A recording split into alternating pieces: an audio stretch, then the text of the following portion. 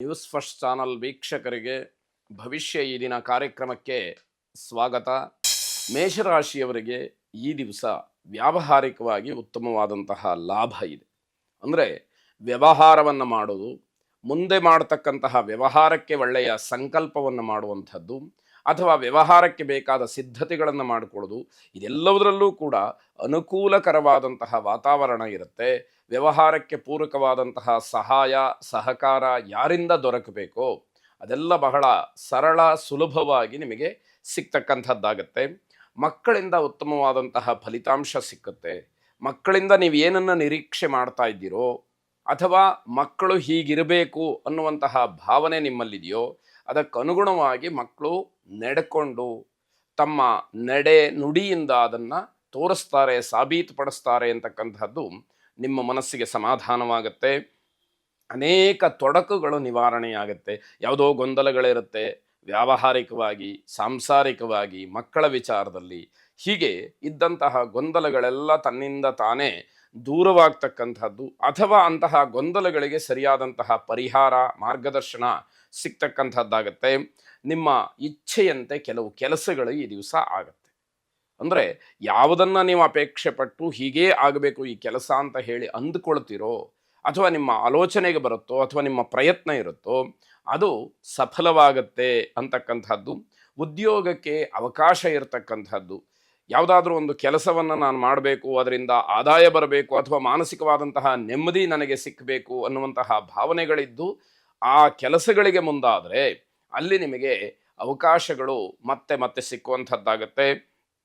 ಸ್ನೇಹಿತರ ಜೊತೆಯಲ್ಲಿ ವಿನಾಕಾರಣ ವಾದವನ್ನು ಮಾಡಿ ಅದು ವಿಕೋಪಕ್ಕೆ ಹೋಗುವ ಹಾಗೆ ಮಾಡಿಕೊಳ್ಬೇಡಿ.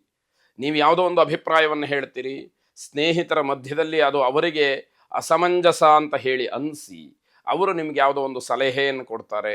ಆಗ ನಿಮ್ಮ ಮನಸ್ಸಿಗೆ ಅದು ಅಹಿತವಾಗುತ್ತೆ. ಇಲ್ಲ ನಾನು ಹೀಗೆ ಮಾಡೋದು ಅಂತ ಹೇಳಿ ವಾದ ಮಾಡ್ತೀರಿ. ಹಾಗೆ ಮಾಡೋದಾದರೆ ನಮ್ಮನ್ನು ಯಾಕೆ ಕೇಳದೆ? ಇವೆಲ್ಲ ಪ್ರಶ್ನೆಗಳು ಒಂದಕ್ಕೊಂದು ಉದ್ಭವವಾಗಿ ನೀವು ನಿಷ್ಠುರವಾಗ್ತಕ್ಕಂತಹದ್ದು ಅಲ್ಲಿ ಕಾಣ್ತಾ ಇದೆ. ಅದಕ್ಕೆ ಯಾವುದೇ ರೀತಿಯ ವಾದ ವಿವಾದಗಳು ಬೇಡ ಅನ್ನುವಂತಹ ಅರ್ಥ. ನಿಮ್ಮ ಕುಲದೇವರನ್ನು ನೀವು ಸರಿಯಾಗಿ ಪ್ರಾರ್ಥನೆ ಆರಾಧನೆ ಮಾಡಿ. ಶುಭವಾಗಿ. ವೃಷಭ ರಾಶಿ, ಸಹೋದ್ಯೋಗಿಗಳ ಒತ್ತಡ ಹೆಚ್ಚಾಗತಕ್ಕಂತಹ ದಿವಸ. ಅಂದರೆ ನಿಮ್ಮ ಜೊತೆಯಲ್ಲಿ ಕೆಲಸ ಮಾಡ್ತಕ್ಕಂಥವರು ಅವರು ಮಾಡಬೇಕಾದಂತಹ ಕೆಲಸಗಳನ್ನು ನಿಮಗೆ ವಹಿಸುವಂಥದ್ದು ಅಥವಾ ಅವರು ಯಾವುದೋ ಕಾರಣದಿಂದ ರಜೆಯನ್ನು ಹಾಗೇ ಮುಂದುವರಿಸಿಕೊಂಡು ಹೋಗಿ ಆ ಕೆಲಸಗಳನ್ನು ನೀವು ಉದ್ಯೋಗದ ಸ್ಥಳದಲ್ಲದೆ ಮನೆಯಲ್ಲೂ ಕೂಡ ಮಾಡಬೇಕಾದಂತಹ ಪರಿಸ್ಥಿತಿ ಬಂದರೆ ಅದಕ್ಕೆ ಅಚ್ಚರಿ ಪಡಬೇಕಾದಂಥದ್ದಿಲ್ಲ. ಇದರ ಜೊತೆಯಲ್ಲಿ ನಾಳೆಯ ದಿನದ ಕೆಲಸ ಏನಿದೆ ಆ ಕೆಲಸಕ್ಕೆ ಇವತ್ತು ಒತ್ತಡ ಹೆಚ್ಚಾಗುವಂತಹ ಸಾಧ್ಯತೆಗಳೂ ಕೂಡ ಹೆಚ್ಚಾಗಿ ಕಾಣ್ತಾ ಇದೆ. ಸಣ್ಣ ಪುಟ್ಟ ತಪ್ಪುಗಳ ಬಗ್ಗೆಯೂ ಕೂಡ ಜಾಗ್ರತೆಯನ್ನು ವಹಿಸಬೇಕಾಗತ್ತೆ. ಯಾಕೆ ಅಂತಂದರೆ ಯಾವಾಗ ಯಾವ ತಪ್ಪಿನಿಂದ ಏನು ತೊಂದರೆ ಆಗುತ್ತೆ ಅಥವಾ ಯಾವ ರೀತಿಯ ಅವಮಾನವಾಗುತ್ತೆ ಅಥವಾ ನಾನು ಯಾವುದನ್ನು ಸರಿಪಡಿಸ್ಕೊಳ್ಬೇಕಾಗತ್ತೆ ಅನ್ನುವಂಥದ್ದು ನಿಮ್ಮ ಗಮನಕ್ಕೆ ಬರಬೇಕಾಗತ್ತೆ.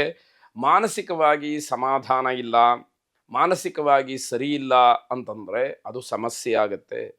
ಯಾವ ವಿಷಯದಲ್ಲಿ ನಿಮಗೆ ಸಮಾಧಾನ ಇಲ್ವೋ, ಯಾವ ವಿಷಯ ಇದು ಯಾಕೋ ಸರಿಯಾಗ್ತಾ ಇಲ್ಲ ಅಂತ ನಿಮ್ಮ ಅನುಭವಕ್ಕೆ ಬರುತ್ತೋ ಆ ವಿಷಯದಿಂದಲೇ ಸಮಸ್ಯೆ ಆಗುತ್ತೆ. ಇದು ಸೂಚನೆ.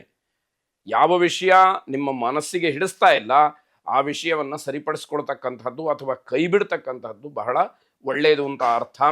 ಕೆಲಸದ ಸ್ಥಳದಲ್ಲಿ ಅಥವಾ ನೌಕರಿಗೆ ಸಂಬಂಧಪಟ್ಟಂತಹ ವಿಚಾರದಲ್ಲಿ ಸ್ವಲ್ಪ ಮೌನವಾಗಿರತಕ್ಕಂಥದ್ದು ಒಳ್ಳೆಯದು. ಯಾವುದೇ ರೀತಿಯ ಹೇಳಿಕೆಯನ್ನು ಕೊಡ್ತಕ್ಕಂಥದ್ದು ಅಥವಾ ಬೇರೆಯವರ ಬಗ್ಗೆ ಇನ್ಯಾರೋ ಮಾತಾಡಿದಾಗ ಅದು ಹೌದು ಅಥವಾ ಇಲ್ಲ ಅಂತ ಹೇಳಿ ಪ್ರತಿಪಾದನೆ ಮಾಡ್ತಕ್ಕಂಥದ್ದು, ಒಬ್ಬರ ಪರವಾಗಿ ವಿರೋಧವಾಗಿ ಮಾತಾಡ್ತಕ್ಕಂಥದ್ದು, ಇದೆಲ್ಲವೂ ಕೂಡ ನಿಮಗೆ ನಿಷ್ಠುರಕ್ಕೆ ಕಾರಣವಾಗುತ್ತೆ.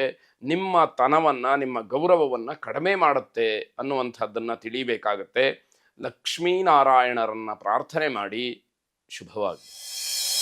ಮಿಥುನ ರಾಶಿ, ಸಾಂಸಾರಿಕ ಜೀವನ ಸ್ವಲ್ಪ ಮಟ್ಟಿಗೆ ಸಮಾಧಾನವನ್ನು ಕೊಡುತ್ತೆ. ಸಂಸಾರದಲ್ಲಿ ಏನೋ ಒಂದು ರೀತಿಯ ಅನ್ಯೋನ್ಯತೆ ಅಥವಾ ಸಂತೋಷ, ಸಮಾಧಾನಕರವಾದಂತಹ ಸಂಗತಿ, ದಿನ ಹೇಗೆ ಕಳೆದು ಹೋಯಿತು, ರಜೆ ಹೇಗೆ ಮುಗೀತು ಅನ್ನುವಂಥದ್ದು ಗೊತ್ತಾಗದೇ ಇರತಕ್ಕಂತಹ ದಿವಸವಾಗುತ್ತೆ.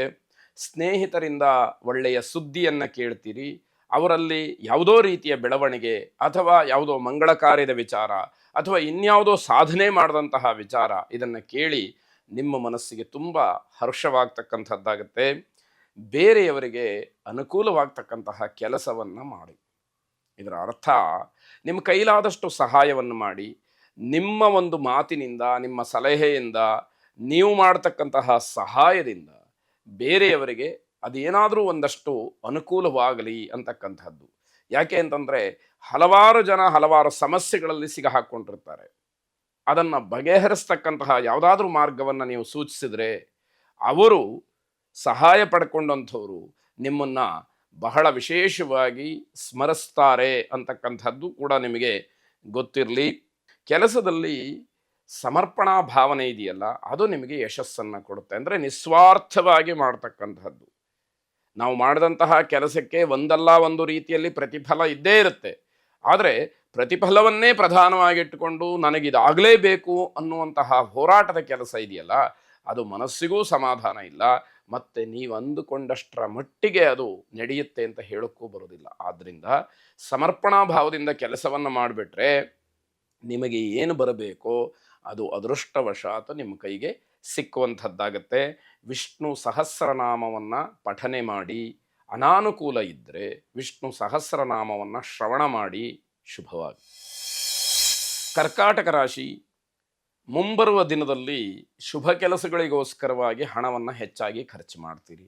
ಯಾವುದೋ ಧಾರ್ಮಿಕ ಕೆಲಸ ಅಥವಾ ಶುಭವಾದಂತಹ ಕೆಲಸ, ಇನ್ಯಾವುದೋ ಪೂಜೆ, ಹೋಮ, ಹವನ ಅಥವಾ ದೇವಸ್ಥಾನಗಳಿಗೆ, ಪುಣ್ಯಕ್ಷೇತ್ರಗಳಿಗೆ ನಿಮ್ಮ ಕೈಲಾದಂತಹ ದೇಣಿಗೆಯನ್ನು ನೀಡುವ ಮುಖಾಂತರ, ಒಂದಷ್ಟು ಒಳ್ಳೆಯ ಕೆಲಸಗಳನ್ನು ಮಾಡುವ ಮುಖಾಂತರ ಆ ಒಂದು ಸಮಾಧಾನವನ್ನು ಪಟ್ಟುಕೊಳ್ಳೋದಕ್ಕೋಸ್ಕರವಾಗಿ ಹಣವನ್ನು ಖರ್ಚು ಮಾಡ್ತಕ್ಕಂಥದ್ದಾಗುತ್ತೆ.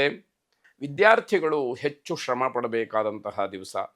ನಿಮ್ಮ ಕಷ್ಟ, ನಿಮ್ಮ ಪರಿಶ್ರಮ ಮುಂದಿನ ಒಂದು ದಿನಮಾನಕ್ಕೆ ತುಂಬ ಅನುಕೂಲಕರವಾಗಿ ಫಲವನ್ನು ಕೊಡ್ತಕ್ಕಂಥದ್ದಾಗತ್ತೆ.